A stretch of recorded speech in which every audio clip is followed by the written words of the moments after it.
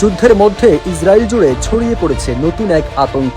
বিরল এক ভাইরাসে আক্রান্ত হচ্ছে ইসরায়েলের জনগণ। ওই ভাইরাসের নাম হান্তা ভাইরাস, যা মূলত ইঁদুর জাতীয় প্রাণীর সংস্পর্শে আসা অথবা তাদের মূত্র বিষ্ঠা থেকে বাতাসে ছড়িয়ে পড়া ক্ষুদ্র কণার মাধ্যমে মানুষের শরীরে সংক্রমিত হয়। এই ভাইরাসের প্রভাবে শ্বাসতন্ত্র বা কিডনি গুরুতরভাবে ক্ষতিগ্রস্ত হতে পারে।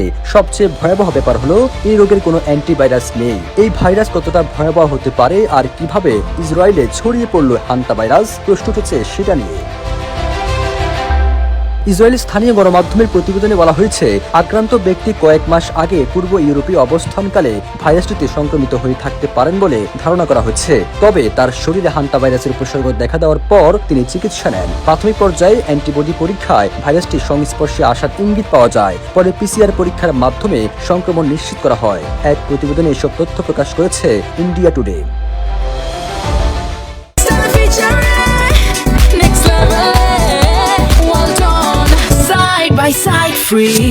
হান্তা ভাইরাস মূলত ইঁদুর জাতীয় প্রাণীর সংস্পর্শে আসা অথবা তাদের মূত্র বিষ্ঠা থেকে বাতাসে ছড়িয়ে পড়া ক্ষুদ্র কণার মাধ্যমে মানুষের শরীরে সংক্রমিত হয়। এর উপসর্গ অনেক সময় সাধারণ ভাইরাসজনিত মনে হলেও ভাইরাসের ধরন ভেদে এটি শ্বাসতন্ত্র বা কিডনি সংক্রান্ত গুরুতর জটিলতায় রূপ নিতে পারে। বর্তমানে এই রোগের জন্য নির্দিষ্ট কোনো অ্যান্টিভাইরাস চিকিৎসা নেই, তাই প্রতিরোধ এবং দ্রুত শনাক্তকরণই রোগ নিয়ন্ত্রণের প্রধান উপায় হিসেবে বিবেচিত হচ্ছে। সবুজ আলম, নিউজ ডেস্ক, ইত্তেফাক।